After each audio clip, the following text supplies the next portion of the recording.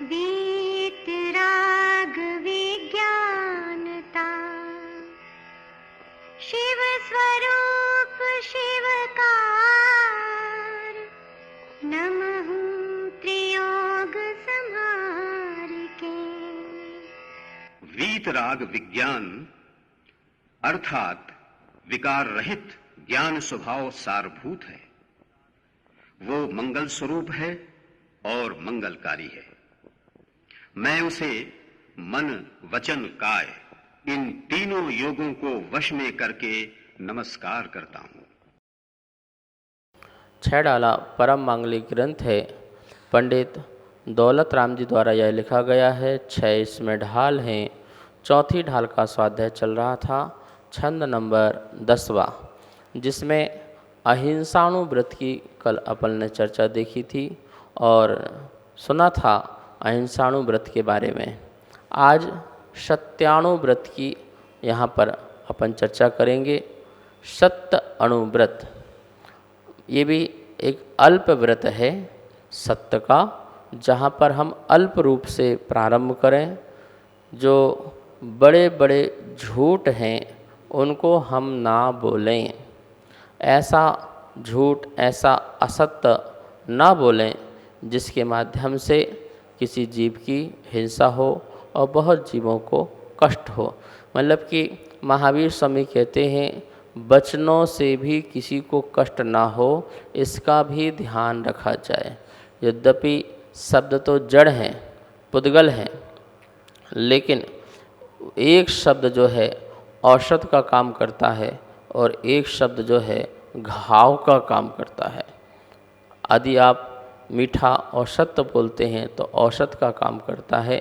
यदि आप कड़वा और अप्रिय, कठोर, निंद गर्हित वचन बोलते हैं तो वह घाव का काम करता है। इसलिए साधर्मियों में आपस प्रेम बना रहे, समाज में प्रेम बना रहे, यह अति आवश्यक है। अपनी वचन में मधुरता लाना, मिठास लाना और सत्यपना लाना। इसीलिए श्रावक जो है समूह में रहता है, समुदाय में रहता है, तो उसे नियम से सत्य अणुव्रतों का पालन करना चाहिए। इससे सज्जनता, सरलता और सहजता सारे गुण जो हैं प्रकट हो जाया करते हैं। सत्याणुव्रत जो व्यक्ति ग्रहण करता है, लेता है, तो उसके लिए बात कही गई थी कि हमें अपने प्रमाद को छोड़ करके किसी प्रकार के असत्य वचनों का उपयोग नहीं करना चाहिए और स्थूल रूप से जो असत्य है भाव हैं उनको त्याग कर देना चाहिए। देखिए यहाँ क्या लिखा है, सत्याणुव्रत किसे कहते हैं? असत्य अर्थात प्रमाद के योग से असत्य वचन बोलना। जब भी असत्य बोला जाता है तो नियम से उसमें प्रमाद होता है। यदि क्रोध हो तो उस अवस्था में असत्य बोलता है, लोभ हो तो उस अवस्था में, भीरुत्व हो, भयपना हो तो भी उस समय असत्यपना होता है, और हास्य जिस समय होता है उसमें भी असत्य होता है। मतलब क्रोध, लोभ, भय, डर और हंसी मजाक, ऐसे क्षणों में व्यक्ति सत्य नहीं बोल पाता है। यदि आपको बहुत क्रोध आ रहा हो तो आप बहुत सारे झूठ बोलना प्रारंभ कर देंगे। यदि आपको बहुत अति लोभ है तो उसमें भी आप जो है सत्य नहीं बोल पाएंगे। यदि आपको राजा से, परिवार से, माता पिता से या किसी से भी डर और भय है तो उस समय भी आप जो है सत्य नहीं बोल पाएंगे। और इसी प्रकार आपको बहुत बकवास करने की आदत है, गपशप करने की आदत है, या हंसी मजाक से आदि बहुत इस प्रकार के उपक्रम होते हैं, ठहाके लगाना, हंसना, उपहास उड़ाना, मजाक करना आदि, ये सब आपके अंदर मन में है और आपकी प्रवृत्ति में है, तो नियम से उस समय भी जो है सत्य नहीं निकल सकता है, वो भी असत्य ही निकलेगा। तो ऐसी प्रवृत्तियों को, सत्याणुव्रत को छोड़ देना चाहिए। वो क्रोध तीव्र ना करे और तीव्र लोभ ना करे। भय, किस बात का भय? यदि आप स्पष्ट हैं और सत्य हैं तो फिर आपको किसी प्रकार से भयभीत होने की आवश्यकता नहीं है, कुछ छुपाने की कोई ज़रूरत भी नहीं है, तो सत्य ही निकलेगा। और सत्यानुव्रत को बात बात में मजाक करना, हंसी उड़ाना, ये भी कार्य बंद कर देना चाहिए, तभी आपका सत्यानुव्रत जो है अच्छी तरह से पालन हो पाएगा। तो प्रमाद के योग से असत्य वचन बोला जाता है। हम जब भी असत्य बोलते हैं तो उस समय नियम से हमारा प्रमाद भाव ही है, जिससे असत्य कहा जा रहा है। दूसरा लिखा है असत्य का एक देश, मतलब स्थूल त्याग करना। स्थूल त्याग का मतलब है जो बहुत बड़े बड़े झूठ होते हैं उनका त्याग करना। जैसे किसी का प्राण चले जाए, ऐसा असत्य नहीं बोलना। राजा जो है विपरीत हो जाए, ऐसा असत्य नहीं बोलना। माता पिताओं को बहुत दुख हो और हृदयघात हो जाए, ऐसा असत्य नहीं बोलना। पीड़ा कारक, दुख कारक असत्य नहीं बोलना है। आप थोड़ा बहुत असत्य बोलते हो तो उनको लगता है इतना किसी को दर्द नहीं होता है, लेकिन जैसे वो लोगों को पीड़ा हो जाए, बहुत कष्ट हो जाए, ऐसा असत्य कभी भी नहीं बोलना। ये सत्यानुव्रत वाला ध्यान रखता है। 4 प्रकार के असत्य का त्याग करना। 4 प्रकार के असत्य का त्याग होता है, अभी आपको बताएंगे। और अवध्य असत्य के पूर्ण त्यागी नहीं हो सकते हैं। जो सत्यानुव्रत वाला जो है वो अवध्य असत्य का पूर्ण त्यागी नहीं हो सकता है। अवध्य मतलब पाप संयुक्त जो है असत्य है, उसका जो है पूर्ण त्यागी तो सत्यानुव्रत नहीं हो सकता है। पाप संयुक्त जो है असत्य जो है उसके द्वारा कभी कभी बोले जाते हैं और इसलिए उसके जो है इसका त्याग नहीं हो पाता है। जैसे महिलाएं घर में असत्य बोलती हैं, किसके लिए बोलती हैं? घर चलाने के लिए झूठ बोलती हैं, लेकिन वो घर चलाना भी कैसा अवध्य है, पाप से संयुक्त है ना, उसको भी झूठ बोला जाता है। जैसे कि आटा मसाला जो है अभी 2-3 दिन का अपने घर में रखा हुआ है, लेकिन फिर भी पतिदेव से कहना आज मैं कुछ नहीं बनाऊंगी। बोले क्यों? बोले तुम सामान ही नहीं लाते हो, सामान सारा समाप्त हो गया है, मैं अब भोजन नहीं बनाऊंगी। और इस प्रकार से वह भोजन नहीं भी बनाती है तो फिर उसके लिए सामान ला के दिया जाता है। तो ये क्या है? झूठ है, लेकिन कोई इतना बड़ा झूठ नहीं है जिससे क्या बोलते कि किसी को बहुत ज़्यादा नुकसान हो। उसकी भावना है घर ठीक से चले, सबको भोजन पानी मिले, लेकिन ये अवध्य झूठ है। ठीक है ना? अवध्य मतलब कि सांसारिक कार्य है और आरंभ सारंभ का कार्य है, पाप से संयुक्त है और उसके लिए झूठ बोला गया है। तो ये पाप से संयुक्त जो असत्य है उसका त्याग सत्यानुव्रत वाले का नहीं हो पाता है। फिर भी सावधानी तो बरतना ही चाहिए।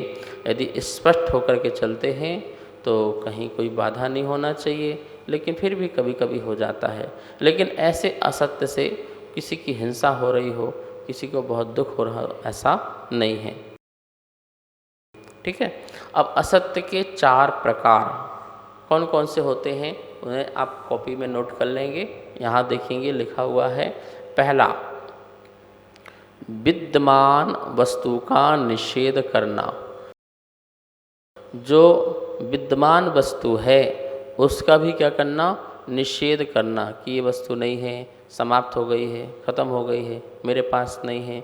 कोई व्यक्ति आया पड़ोसी और आपसे कोई सामान मंगाया कि भाई साहब तो घर में थोड़ा काम चल रहा है, आपके यहाँ ये वस्तु है, हमें कुछ दिन के लिए दे दो। नहीं नहीं नहीं, वो हमारे पास नहीं है। है आपके पास, लेकिन फिर भी आप उसको क्या करते हैं? मना कर देते हैं। करते हैं आप बहाना लगा देते हैं, और बहाने भी ऐसे बहाने लगाते हैं जो तर्क युक्त भी नहीं होते हैं, युक्ति संगत भी नहीं होते हैं। ऐसे बहाने लगा करके उसको मना कर देते हैं कि ये वस्तु हमारे यहाँ नहीं है। कोई हेल्प मांगने आया है, कोई स्वास्थ्य संबंधी दवाई मांगने आया है, या भोजन नहीं है तो भोजन मांगने आया है, और आप उसे मना कर देते हैं। होते हुए भी वस्तु का ये कह देना कि मेरे पास नहीं है। चलो ये तो कह देना कि भाई मैं नहीं कर सकता हूँ, मैं नहीं दे सकता हूँ, ये स्पष्ट हो जाओ। लेकिन होते हुए भी निषेध कर देना, ये विद्यमान वस्तु का निषेध करना है। और ऐसे कितने लोग हैं निषेध करते हुए दिखाई देते हैं। सत्यानुव्रत वाला जो है विद्यमान वस्तु का निषेध नहीं करता। नहीं देना हो तो नहीं देगा, स्पष्ट मना कर देगा, भाई साहब मेरा मन है इस वस्तु को नहीं देना, यद्यपि मेरे पास है पर मेरा मन नहीं है इसलिए मैं नहीं दूंगा। ठीक है ना, ऐसा स्पष्ट रहो ना, सत्य बोलो। लेकिन आप बहाने लगा करके बोलना कि नहीं नहीं मेरे पास नहीं है, नहीं मेरे पास नहीं है, मेरे पास कहाँ है, मेरे पास तो है ही नहीं, ये नहीं वो नहीं, इस प्रकार के लाखों बहाने बना देंगे तो ऐसा झूठ जो है सत्यानुव्रत नहीं बोलता है। ध्यान रखना आप सभी लोग। दूसरा, अविद्यमान वस्तु का सद्भाव प्रकट करना। अविद्यमान जो वस्तु है ही नहीं है अपने पास और उसका होना दिखाना कि ऐसा मेरी वस्तु मेरे पास है, और सामने वाले को आश्वासन भी देना, तुम चिंता मत करो मेरे पास तो है, मेरे पास तो ये भी है, मेरे पास तो वो भी है, मैं सबको जानता हूँ, इसको भी जानता हूँ, उसको भी जानता हूँ, ये हो जाएगा वो हो जाएगा। इस प्रकार से लंबे चौड़े भाषण देना या ऐसी बातें करना, ये भी असत्य की कोटि में आता है। जब आपके पास किसी प्रकार का कोई ऐसा अप्रोच नहीं है या ऐसा कोई वस्तु नहीं है तो फिर हमें किसी को मिसगाइड नहीं करना चाहिए, किसी को धोखे में नहीं रखना चाहिए, किसी को आश्वासन दे करके उसको विश्वास में नहीं रखना चाहिए। ये भी अच्छी बात नहीं है। सामने वाले व्यक्ति को जब पता चलता है तो बहुत कष्ट होता है, बहुत पीड़ा होती है, बहुत दर्द होता है और वो शोकाकुल हो जाता है, आकुल व्याकुल हो जाता है, चिंताग्रस्त हो जाता है। होता नहीं होता है? आप ही बताइए। जब ऐसा आप करोगे तो सामने वाला व्यक्ति कितना परेशान हो जाएगा, कितना दुखी हो जाएगा। अरे हम तो कितना विश्वास कर रहे थे सामने वाले पर, लेकिन ये तो धोखेबाज निकला, एक नंबर का झूठा बदमाश और बेईमान व्यक्ति निकला, दगाबाज निकला। हमें एन टाइम में एन वक्त में इसने धोखा दे दिया, सारी प्लान बना दिया, सब कुछ कर दिया और अंत में धोखा दे दिया। तो ये झूठ बोलने का नतीजा है। देखिए, ऐसा सत्यानुव्रत वाला जो व्यक्ति होता है कार्य नहीं करता है कभी भी। जो उसके पास नहीं है उसका होना कभी भी वह कहता नहीं है, हाँ मेरे पास ऐसा है, मेरे पास वैसा है। वो तो बहुत ही स्पष्ट वक्ता होता है सत्यानुव्रत वाला। नहीं है तो नहीं है और है तो है। यदि उसके पास वस्तु नहीं है तो वो कभी भी नहीं कहता मेरे पास है, वो स्वयं कह देता भाई साहब ये मेरे पास वस्तु है ही नहीं। ठीक है ना। कोई व्यक्ति अपना काम लेके आया, भाई साहब यदि आप कहो तो उसको थोड़ा हमारा काम हो जाएगा, आप बोल दीजिए। अच्छा, अरे वो तो मेरा मित्र है, वो तो परम मित्र है, वो तो मेरे घर में आता रहता है, लंगोटिया यार है, एक फ़ोन लगाऊंगा सारे काम हो जाएंगे। सामने वाला तो कितना प्रफुल्लित हो गया, कितना खुश हो गया कि चलो कितने सज्जन व्यक्ति मिल गए और अब तो अपना काम हो ही जाएगा। सारी आशा आप पर वो छोड़ देता है और सारी अपेक्षाओं को पूर्ण करने के लिए वो विश्वास कर लेता है। लेकिन 1 महीना 2 महीने 4 महीने आपने उसको लटका के रखा और अंततः आपने फिर उसको धोखा ही दे दिया, तो कितनी पीड़ा होती है। उसका 4-5 महीने का समय भी बेकार हुआ, बर्बाद हुआ, और जो उसको दर्द हुआ उससे उसको कितना कर्म का आश्रय भी हो रहा, कितने संकलेश परिणाम हो रहे हैं, और उसकी दुर्गति का कारण भी यदि कोई बन रहा है तो आप ही बन रहे हैं। तो सत्यानुव्रत वाला व्यक्ति जो होता है वो इन सब बातों को नियम से ध्यान रखता है कि जो है सो है, नहीं है सो नहीं है, इस बात का ध्यान रखता है। ठीक है ना। तो अविद्यमान वस्तु का सद्भाव प्रकट करना, इसका त्याग करना चाहिए सत्यानुव्रत को। तीसरा है विद्यमान वस्तु का अन्य स्वरूप से कहना। विद्यमान वस्तु है और उसका अन्य स्वरूप से कहना, ये भी जो क्या बोलते कि सही नहीं है। जैसे मान लो कि विद्यमान वस्तु आपके पास है, कांच के टुकड़े हैं, ठीक है ना, जैसे जर्किन है, हीरे मोती आदि के जर्किन होते हैं, तो मतलब सब्स्टिट्यूट होते हैं, डुप्लीकेट होते हैं, तो है तो वस्तु विद्यमान, पर इसका स्वरूप अन्य प्रकार से कहना। भाई साहब देखो ये हीरे हैं, ये हीरे हैं, ये कितने सुंदर हीरे हैं, बहुत महंगे हैं, मैंने बहुत मुश्किल से इसको कमाया है और इसको लिया है, उपयोग करता हूँ। आप इन हीरों को देखिए। सामने वाला विश्वास कर ले कि भैया ये बोल रहे तो झूठ थोड़ी बोल रहे होंगे, और वो आपसे ख़रीद भी ले, वो आपसे ख़रीद ले, कीमत कुछ नहीं थी, बड़ी कीमत दे के खरीद ले, तो ये झूठ हो जाएगा। विद्यमान वस्तु का अन्य स्वरूप से कहना, उसको अन्य रूप से कहना। मान लो कोई कपड़ा है, अब उसमें आपने ब्रांड का नहीं है पर ब्रांड का चिन्ह लगवा लिया और लगा हुआ ख़रीद लिया। मान लो देखो भी मैं ब्रांडेड पहन रहा हूँ, ये इतना महंगा है, इतना कॉस्टली है, तुम्हें पता है क्या? तो इस प्रकार से क्या करना, ये भी झूठ है। वो विद्यमान वस्तु को अन्य स्वरूप के द्वारा हम जो लोगों के सामने प्रस्तुति कर रहे हैं, उसको बता रहे हैं, तो ये ऐसा प्रस्तुति करना भी और ऐसा बताना भी एकदम बिल्कुल झूठ है, सफ़ेद झूठ है। ये मायाचारी का भी परिणाम है और असत्य बोलना भी है। तो इसका भी क्या करना चाहिए, नियम से त्याग कर देना चाहिए। सत्यानुव्रत वाला कभी भी बढ़ा चढ़ा करके बात नहीं करता है। हाँ, यदि किसी को धर्म में लगना है तो बढ़ा चढ़ा करके बोलेगा, लेकिन अपने झूठ का पोषण करने के लिए अपनी कम कीमत की वस्तुओं को अधिक कीमत वाली वस्तु को बना करके दिखाना, बोलना, कहना आदि अनेक प्रकार से ऐसे कार्य करना बिल्कुल भी सही नहीं है। चौथा असत्य का त्याग सत्यानुव्रत करता है। गर्हित निंद, जो निंद शब्द हैं, गर्हित शब्द हैं, उनका त्याग करना। अबद्ध पाप संयुक्त जो शब्द हैं, उनका भी त्याग करना। यद्यपि ये पूर्ण रूप से अबद्ध का त्याग नहीं कर पाता है, लेकिन फिर भी बहुत बड़े पाप से युक्त जो शब्द हैं और कथन हैं, वचन हैं, उनका तो त्याग कर ही देता है। और चौथा है अप्रिय, अप्रिय का त्याग करना। जो बिल्कुल प्रिय ना लगे, मधुर ना हो, जिसमें मिठास ना हो। कहते हैं ना कि चाय में चीनी डालना भूल जाना, लेकिन वाणी में कभी चीनी डालना मत भूलना। मिठास, मधुरता और सतता डालना नहीं भूलना। तो अप्रिय शब्द का क्या करना, अप्रिय वचनों का त्याग कर देना।